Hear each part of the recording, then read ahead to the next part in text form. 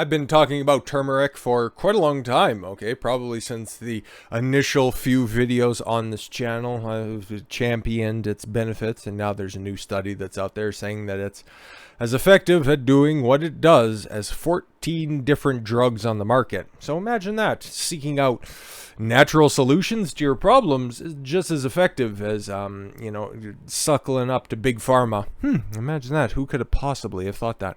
If ever there was a spice that puts existential fear into the bottom line of pharmaceutical companies, it's turmeric. Turmeric is one of the most thoroughly researched plants in existence today.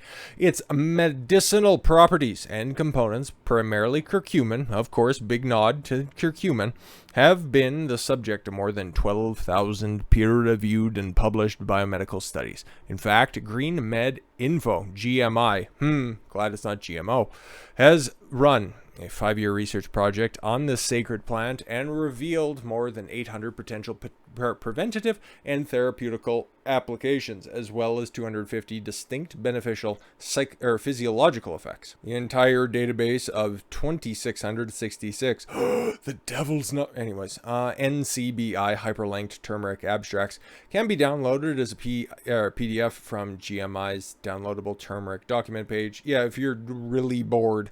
Given the sheer density of research performed on this remarkable spice, it's no wonder that a growing number of studies have concluded that it compares favorably to a variety of conventional medications, like Lipitor. Oh, I've heard of that one. 2008 study published in the Journal of Drugs in R&D found the standardized preparation of curcuminoids, obviously, from turmeric compared favorably to the drug atorvastatin, the trade name of Lipitor, for endothelial dysfunction.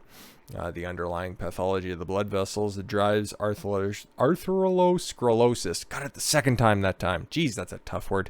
In association with the reduction of inflammation and oxidative stress in type 2 diabetic patients. Cool.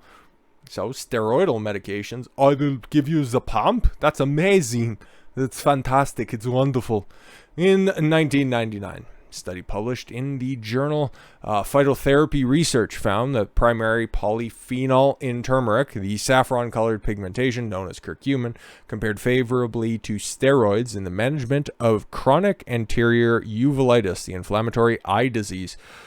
So curcumin and by abstraction turmeric can help with your eye health. Interesting. 2008 study in the critical care medicine found that curcumin compared favorably to the corticosteroid dexamethasone in animal models, such as alternative therapy for protecting lung transplantation, associated injury by downregulating inflammatory genes. An early 2003 study published in the Cancer Letters found the same drug also compared favorably to dexamethasone in the lung ischemia reperfusion injury model. Those are big words. I have no idea what they mean, but it looks like it's helping out with cancer too. So it helps with your eyes, it helps with your lungs, and it helps with cancer. Great, wonderful, fantastic. All around great drug. Prozac. Yeah, it makes you feel better. I'm on Prozac, so I don't kill you. Anyways, in 2011 study compared the journal Acta Phyone Pharmaceutica, those are words, found that curcumin compared favorably to both drugs in reducing depression behavior in the animal model.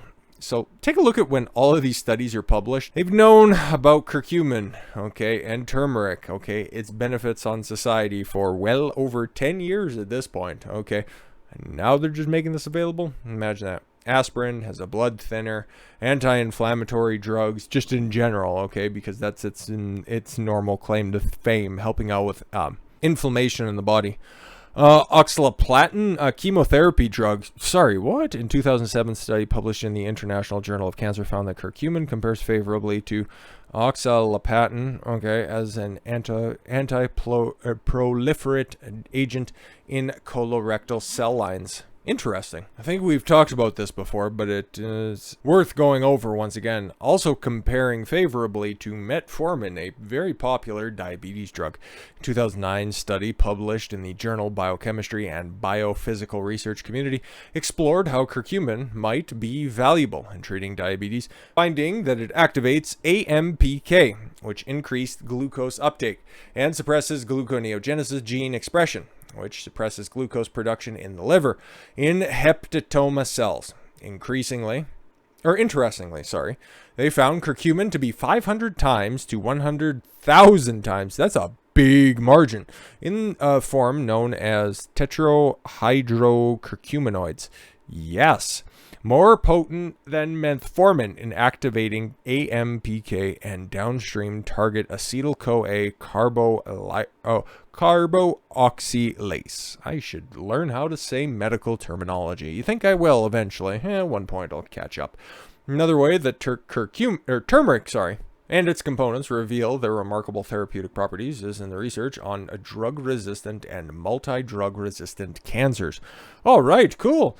And in 2 sections on the GMI site dedicated to research natural and integrative therapies on topics, and while there are dozens of substances with demonstrable efficacy against these chemotherapy and radiation resistance cancers. That was weird. Curcumin tops both lists. It just scrolled down without me touching my mouse. That's weird. We have found no less than 97 studies indicating that curcumin can induce cell death or sensitize drug-resistant cancer lines to conventional treatment. Now, we have identified 28 studies on curcumin's abilities to either induce cell death or sensitize multi-drug resistant cancer cell lines to conventional treatment. Wow. Considering how strong a track record that turmeric curcumin has, having been both a food and medicine in a wide range of cultures for thousands of years, a strong argument can be made that curcumin as a drug alternative or adjunct to cancer treatment. Yeah, interesting. Okay, and again, there's really no side effects in just trying to add it in, okay, as long as you can stomach the taste, which is kind of mustardy-ish. It's really not bad. You can work it in, okay, on a bunch of different dishes. Or better yet, use certified organic, non-irradiated, yeah, you shouldn't be doing irradiated anything, turmeric in lower culinary doses on a daily basis so that the heroic doses won't be necessary later in life after a serious disease sets in. Yeah, no, exactly. Have a doctor pin your face down, okay, pinch your nose, and then just fill your mouth full of curcumin, okay, and then just tape it shut. Yeah, it doesn't really sound all that pleasant, so just try to work it in your daily dishes. I've talked about it multiple times, okay, but I got a goofy little elixir I consume twice a day. A little mouthful does me good. Apple cider vinegar, cinnamon, and turmeric. It sounds terrible. Trust me, it is. Oh, yeah, and it's also diluted with water because I like my teeth. I like the fact that there's very little plaque on them, okay, but I also like the enamel that's on there, so, you know, you got to dilute the vinegar that's on there. But the rest of the stuff's good, okay? I like to be as anti-inflamed as possible, and that's why I'm doing it, but then learning all of these extra little things that's thrown in on top due to the efficacy of curcumin and turmeric by extrapolation, I'm just all the more enthusiastic, unfortunately, about consuming that every single day, twice a day. Don't miss any of it because I take my health seriously. Hopefully you do as well. So with all that said, thank you all very much for the gift of your time. I've been Don Consuelo. I want you to follow your gut and get after it. Take care, everyone.